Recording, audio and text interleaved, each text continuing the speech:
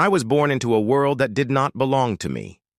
I was raised to respect my elders, to honor the stories of my ancestors, and to live according to the customs of my tribe. My father was a counselor to the king, and from him I inherited a deep sense of duty. But what I also inherited was the silent awareness that beyond our hills there was a different world, a world where the color of my skin determined my value. As a boy, I could not yet grasp the cruelty of it, but I felt the unease like a shadow always following me. When I grew older and went to school, education opened my eyes wider. Books carried me beyond my village into other lands, where I discovered stories of nations that fought for freedom and of leaders who refused to bow to oppression. For a time, I believed I could walk the same path as many of them, through learning, through law, through reason. I trained as a lawyer, and I was proud to be one of the few black men in South Africa allowed to practice. People came to my office desperate, clutching papers in trembling hands, begging me to defend them against injustice. Mothers cried for sons unjustly arrested, fathers pleaded to keep their land. Each case taught me a bitter truth. The law in South Africa was not a shield, but a weapon, forged to protect the white minority and destroy the black majority. I argued until my voice was hoarse, but again and again the courts reminded me, justice was not blind, it was poisoned. The day that changed everything was March 21st, 1960, Sharpeville. That morning, thousands gathered to protest the passed laws, those hateful documents that reduced black South Africans to strangers in their own country. It was meant to be peaceful. Men and women stood together with dignity, refusing to carry the passes that humiliated them daily. But the police did not see dignity. They saw defiance. Without warning, they opened fire. 69 people died that day. Many were shot in the back as they tried to run. The ground was wet with blood. I remember walking through the aftermath, my heart crushed under the weight of grief and rage. That massacre shattered any illusion that peaceful protest could change the heart of the regime.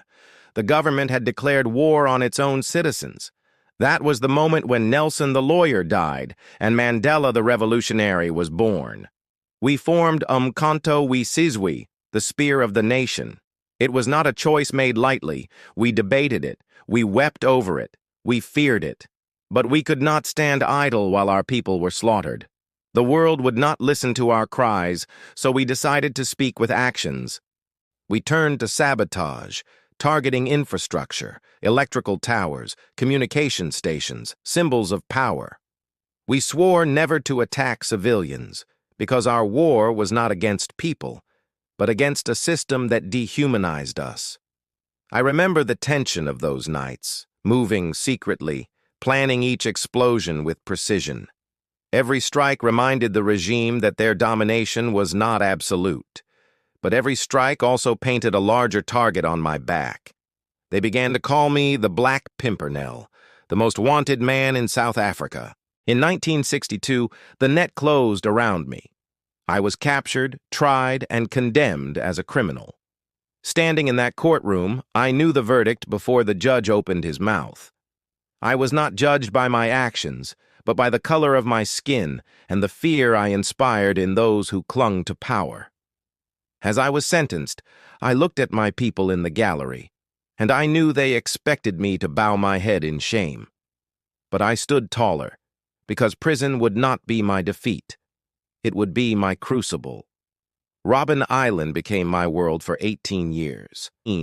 Cold winds swept across the stone, and the sea mocked us with its promise of freedom just beyond reach.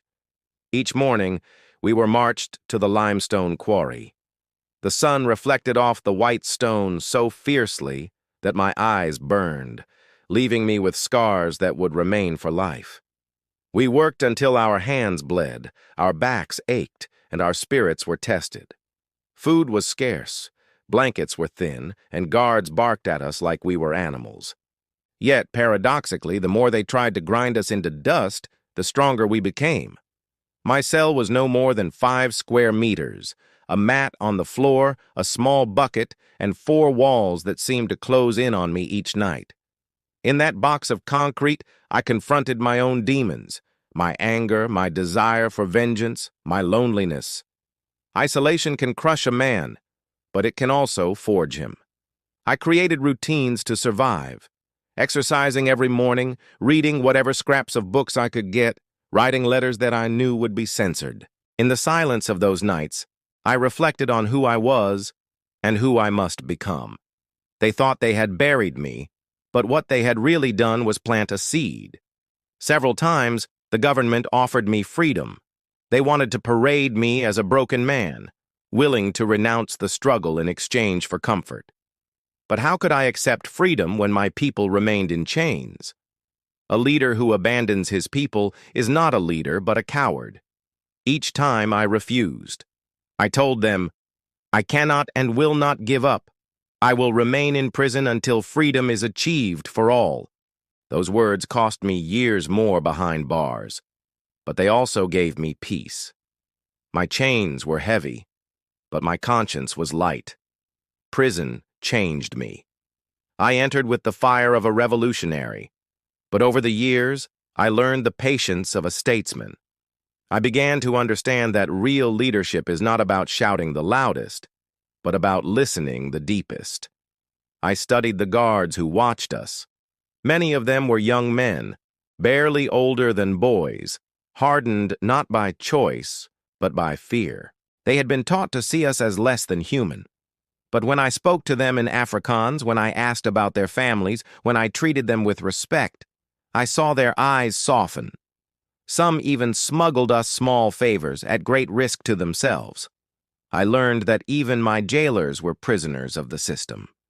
And then there was rugby. To many of us, it was the sport of our oppressors, a symbol of white supremacy. But on Robben Island, I saw guards light up with passion when they spoke of their team. Their voices grew animated, their faces softened, and I thought, if a game could awaken such joy in them, perhaps it could one day be a bridge between us.